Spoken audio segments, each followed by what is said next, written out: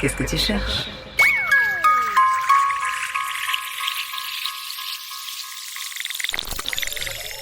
En Angleterre, au début du XXe siècle, les bouteilles de lait étaient livrées chaque matin sur le pas de la porte de chaque habitation. Initialement sans couvercle, ces bouteilles ont, quelques décennies plus tard, été bouchées par de fins opercules en aluminium. Certaines mésanges ont trouvé l'astuce de percer le couvercle avec leur bec pour avoir de nouveau accès à la crème du lait. Mais plus surprenant encore, ce comportement s'est rapidement propagé à toute l'espèce, sur tout le territoire, montrant la grande adaptabilité de cet oiseau lorsqu'il est confronté à un problème nouveau et sa capacité à transmettre les nouvelles informations d'individu en individu et de génération en génération. D'une manière générale, les capacités cognitives sont cruciales pour faire face à des situations nouvelles dans un monde changeant. Pourtant, on connaît peu de choses sur l'évolution des capacités cognitives des espèces animales et leur potentiel évolutif lorsque l'environnement change. Aujourd'hui, dans Qu'est-ce que tu cherches, nous avons le plaisir de recevoir Blandine Doligé, comportementaliste évolutive CNRS dans le laboratoire de biométrie et biologie évolutive à l'Université Lyon 1. Bonjour Blandine. Bonjour Pierre.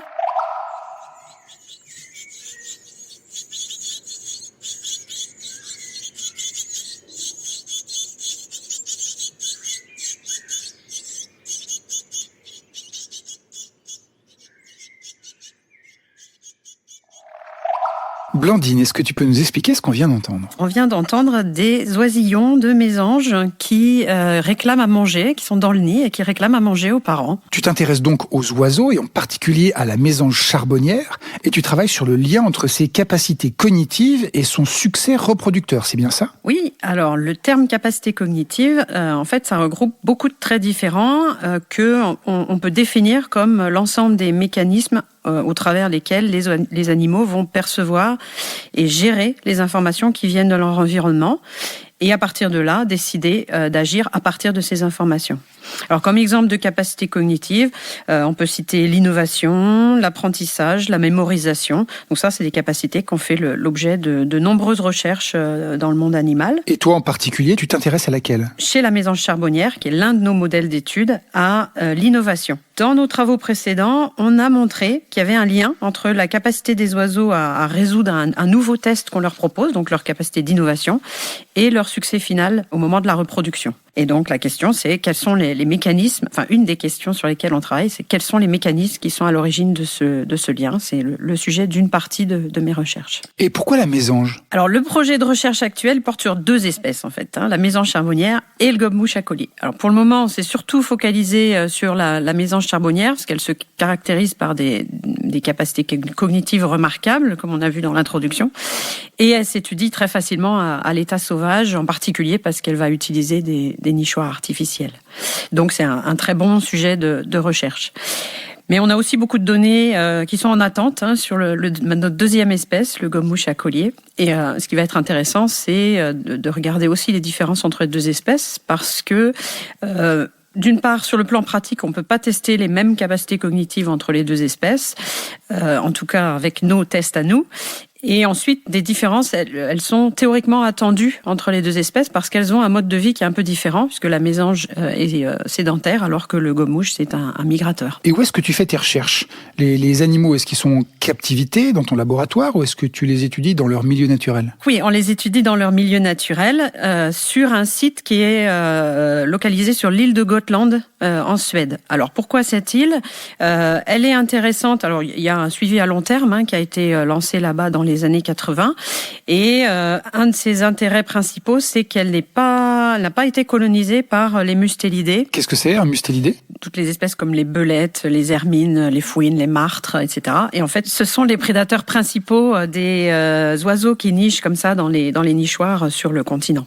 Et pourquoi en Suède ? Alors en Suède, en partie par hasard, c'est parce que j'ai commencé ma thèse là-bas et que ce lieu est quand même particulièrement adapté à tous nos travaux, à faire des expériences, etc. Pour nous, c'était important de travailler en milieu naturel parce que il y a beaucoup de choses qui se font en laboratoire où on a des conditions qui sont standardisées, donc on peut vraiment tester les mêmes choses sur les mêmes individus, sauf que les animaux, quand ils sont en captivité, ils font pas face aux mêmes sources de stress. Et ça peut faire que les les réponses qu'ils montrent, en fait, vont être différentes. Donc, c'était important de savoir ce qui se passe vraiment dans le milieu naturel. Tu m'as dit que tu faisais des tests sur les mésanges pour évaluer leur capacité d'innovation. Alors, de quel test est-ce qu'on parle? De quoi est-ce qu'il s'agit? Donc, on travaille sur nos oiseaux qui sont dans les nichoirs et on va en fait placer une porte, une petite porte qui va fermer le nichoir et essayer de leur faire ouvrir cette porte. On fait ça au moment où ils ont les poussins dans le nid, comme ceux qu'on a entendus en début de podcast, parce que ça les motive. Bien sûr, les parents veulent nourrir leurs poussins. Mais il y a cette porte.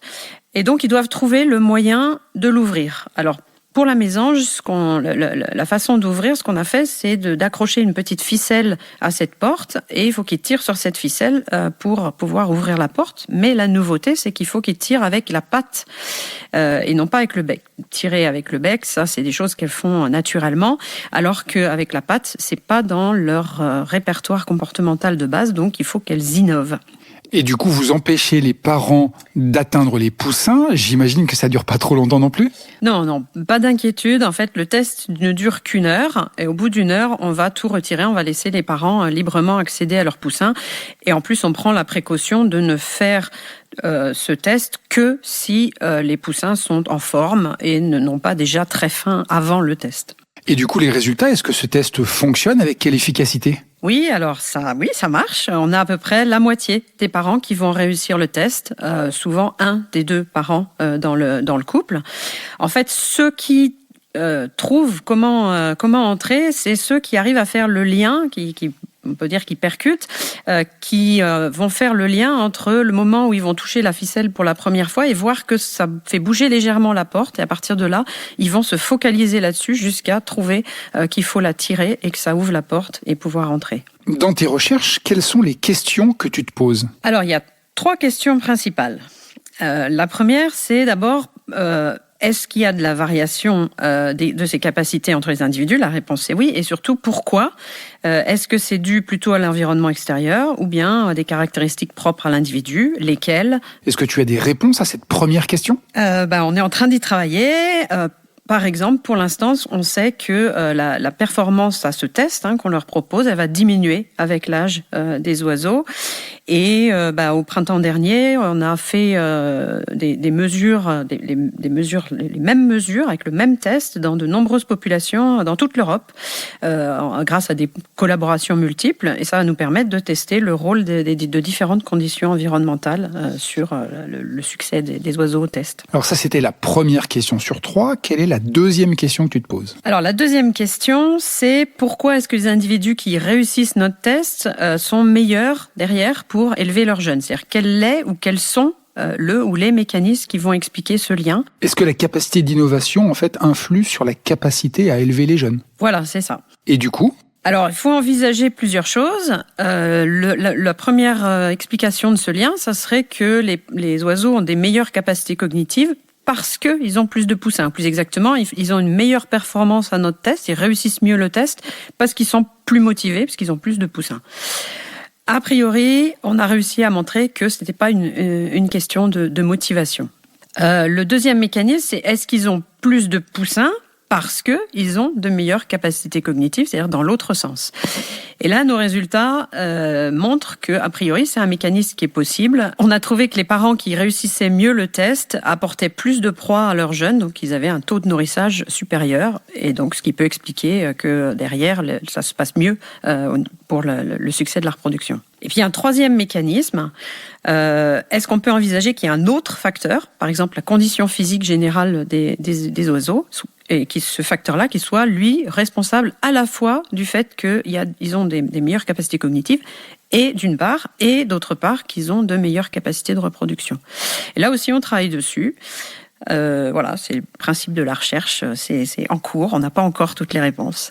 Et donc ça, c'était la deuxième question de tes recherches, et on arrive à la troisième et dernière question qui est... Est-ce que les parents vont transmettre ces capacités cognitives à leurs descendants? Donc ça, c'est nécessaire pour que ces traits puissent évoluer dans la nature. Et pour répondre à cette question, on va pouvoir utiliser ce qu'on appelle les pédigrés, c'est-à-dire les arbres généalogiques des différents individus dans la population, puisque nous, on les suit sur plusieurs générations, donc on sait quel jeune vient de quels parents Et puis, même chose sur les générations suivantes. Et puis, on va travailler avec ces arbres généalogiques. Merci Blandine pour toutes ces précisions sur tes recherches. Revenons maintenant à toi, si tu le veux bien. Quel est ton parcours ? Comment est-ce que tu en es arrivé là ? Alors, les oiseaux, c'est une passion personnelle. Donc moi, depuis que j'ai 7 ou 8 ans, en fait, j'ai cette obsession que je veux travailler sur les oiseaux.